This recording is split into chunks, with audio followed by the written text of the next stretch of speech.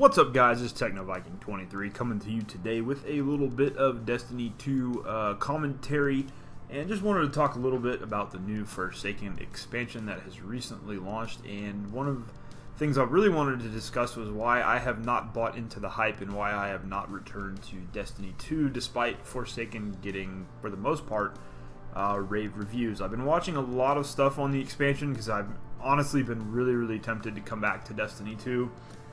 And a lot of the reviewers and some of the people I still trust within the Destiny community have, given some pretty good reviews on it so far, on the content and even some of the problems it's having. But I just can't pull the trigger. Can't bring myself to really get back into it, which really sucks because I've been, of all the stuff I've seen on Forsaken so far, it looks like they did a pretty good job with the story. It looks like they did a pretty good job with some of the new game modes and changing up some of the things to make it a little bit better. And I wasn't surprised to find out that High Moon did most of the work on Forsaken, which is something a lot of people don't know, is that Bungie and Activision have brought High Moon Studios on board to work on a lot of Destiny 2 content. And High Moon Studios actually made two of my favorite games of all time in the Transformers series, which are War for Cybertron and Fall of Cybertron, which are probably two of my favorite games ever. They're just very well done. They made a great game with War for Cybertron, and the few complaints they got about that game when they made the second game, Fall of Cybertron, they basically listened to all the fans of the game and made it for like the true Transformers fans, and really listened to a lot of feedback and made an absolutely amazing game when it came out. So I'm not surprised at all that High Moon Studios did a good job if they did most of the work on the Forsaken expansion. And just watching it and looking at a lot of this, I've been watching some streams of some of the Destiny streamers, and it looks like, the campaign looks pretty cool. The stuff with the new Dreaming City, or whatever they're calling the Awoken homeworld or area, that all looks pretty neat. Some of the lore looks pretty interesting with how they're trying to tie in some of the stuff with the Taken and the Ahamkara and the Awoken and all of that. I did see a few narrative things that didn't make much sense, like when it first starts out, they're kind of like acting like you've never met Petra Venj before, and that's one of the main disconnects they've had in Destiny 2 from the first game, is it's like they just basically forgot everything that happened before and started all over again. There's also the issue where they really hyped up that your Guardian was going to have a voice finally, similar to the first Destiny, where you would actually have voice lines and be able to talk in these cutscenes, which was one of the biggest problems with Destiny 2's in air quotes story, was that your Guardian was simply mute the entire time. Even in the very situations that could have been emotional at times, your Guardian was just completely silent. Your Ghost did most of the talking.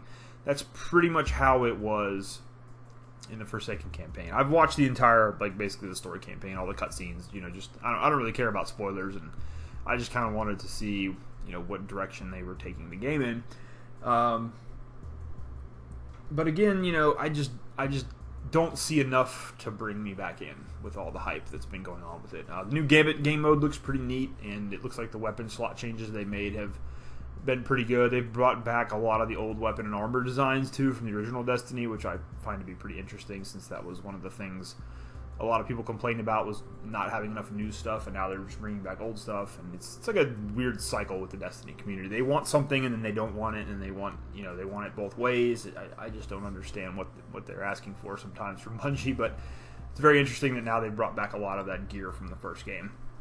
And my biggest problem, though, overall, is just that after 4 or 5 years of Bungie in the Destiny franchise, it's almost like how much is enough? How much is too much in terms of your financial investment into the franchise? I've played a lot of other games for a long time and never had to invest nearly as much money as Bungie is asking for the Destiny franchise. This includes even some of the MMOs that I played for years on end. Even City of Heroes, which I played for at least 7 years. I had to buy the initial game and pay a little bit of a monthly fee, and then it eventually went free to play. But playing that game for 7 years, I never spent anywhere near as much money as you would have to spend to enjoy the entire Destiny franchise in its completion.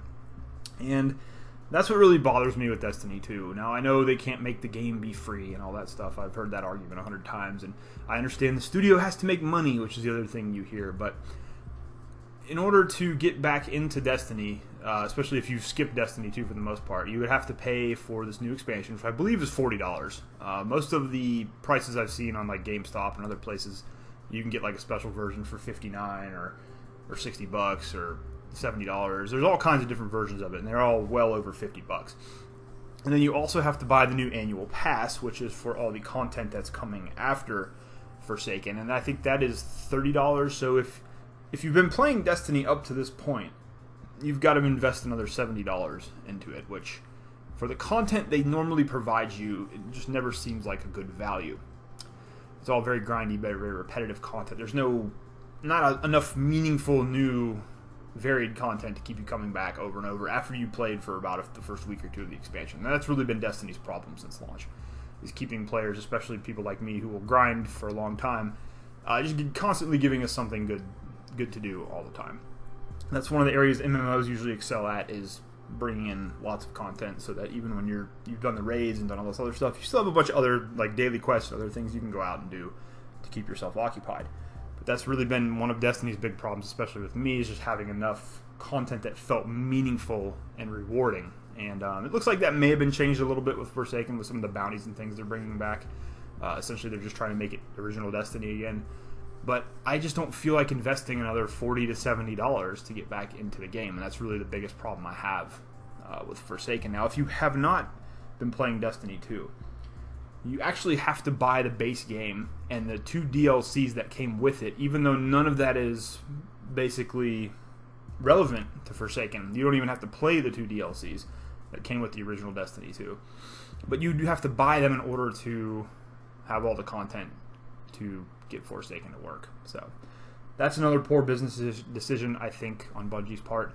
The other thing is, too, if you wait probably 3 or 4 months, they'll release some kind of like legendary version of the game that has like the entire package, like they did with Taken King last year. They essentially said, screw all you people that have spent $200-300 on this game, we're just going to release a $29.99 version that's got everything up to this point, and yeah, you get to have that. So I see something very similar happening with Forsaken, and at that point I might consider giving it a try.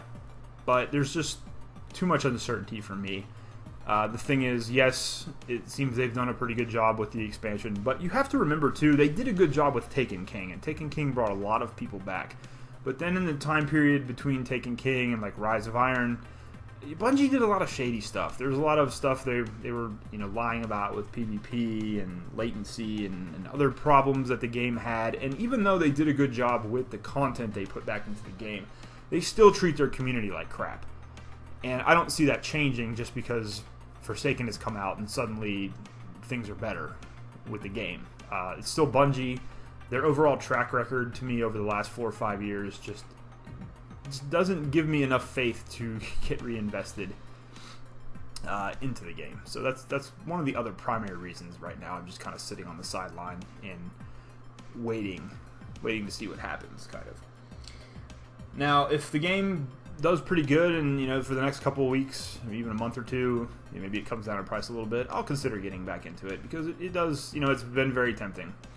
But I also don't like the fact that this new annual pass system they're going to basically isn't adding any like real meaningful stuff to the game. It seems like it's their normal DLC launches, but it's not going to have a whole lot of campaign or story content within it. And this is all the stuff that they said they were going to do from the proceeds they get from the Eververse microtransactions. And again, that seems like another lie on Bungie's part. Like, oh, everybody got outraged because we have all this gear and stuff locked behind Eververse.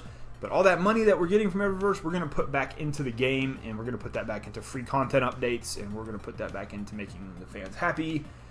And really, none of that has seemed to happen with Destiny 2. I'm sure Activision has a hand in that with regard to allowing Bungie to use that money to create more content for the game. But still, that's a very frustrating aspect of it when you see things that a lot of other games put in for free and use their cash shop money to fund extra content, but then you see Bungie essentially saying they're doing that, but then instead of actually giving you meaningful free content updates, they're just continuing to charge you for additional content over and over and over again. So really, it's just the financial aspect of it all. I can't bring myself to buy back in right now, especially with a lot of newer games getting ready to come out. You know, there's Anthem that's coming out, though I'm not really super excited for that. And there's also, you know, Cyberpunk 2077, Ace Combat 7. There's a lot of different games I'm watching right now that I'm definitely probably going to spend my money on instead.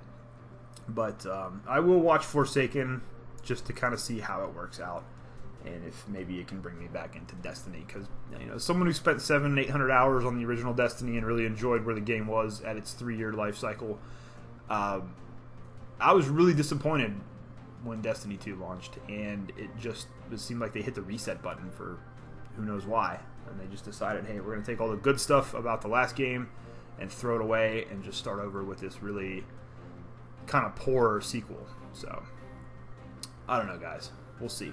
Let me know if you guys have been playing Forsaken, if you went back to Destiny 2. Let me know how it's been, if you're enjoying the game, and what your overall thoughts are. Obviously, I've been watching some of the other, you know, Destiny YouTubers and some other people review the game and trying to get a feel for it from there, but I trust some of you guys, my subs, a lot more than those people, so I would love to hear your thoughts on it if you have been playing Forsaken in any capacity. Anyways, guys, that is going to do it for me. I hope you guys are having a great day. Thanks as always for watching, and I will see you again next time.